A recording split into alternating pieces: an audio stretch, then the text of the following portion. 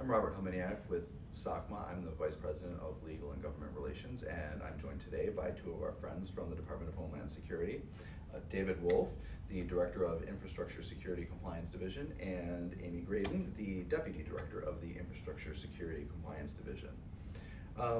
Amy, can you tell us, what do you see as the next steps for the CFATS program?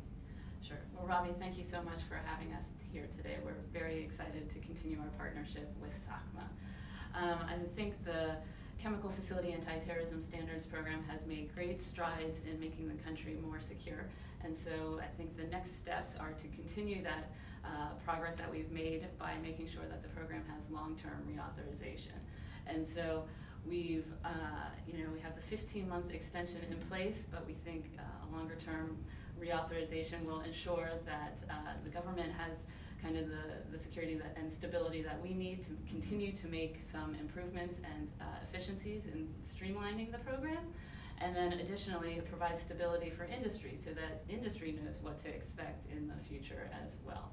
So we continue to look forward to working with Congress, and we're very appreciative of what the House has done in terms of introducing a bill, as well as what the Senate has done in terms of having a roundtable last week to move towards this goal of long-term reauthorization, and appreciate the stakeholder support so that we can continue this important anti-terrorism program. Thanks, Amy. Dave, what do you see as the next big steps for chemical security in the United States? Yeah, I appreciate the question, Robbie.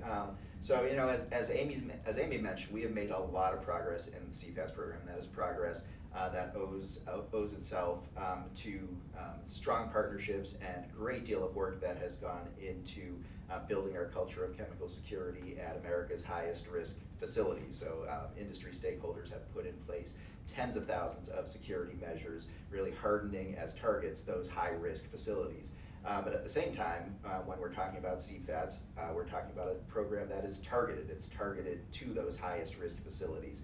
So, fewer than 10%, less than 10% of facilities that submit information to us through the top screen survey to trigger the CFATS risk assessment are ultimately tiered as high risk and then build those site security plans that we ultimately approve and that address 18 comprehensive risk-based performance standards. So recognizing that we've made a lot of progress with the 10% or so of facilities, but that there are 90% facilities that we really haven't had an opportunity to work with in any great way. We are going to in the future be looking at how we can have more of an impact on those 30,000 plus additional facilities, working with them on a voluntary basis to shore up security and even more fully build that culture of chemical security here in the United States.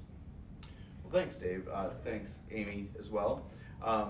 We really appreciate the insights, and we're really looking forward to even more information coming up at the summit next month, July 16th through 18th in New Orleans. If you're interested in participating, please look for more information at the Department of Homeland Security website, www.dhs.gov. Guarantee it will be the best summit ever.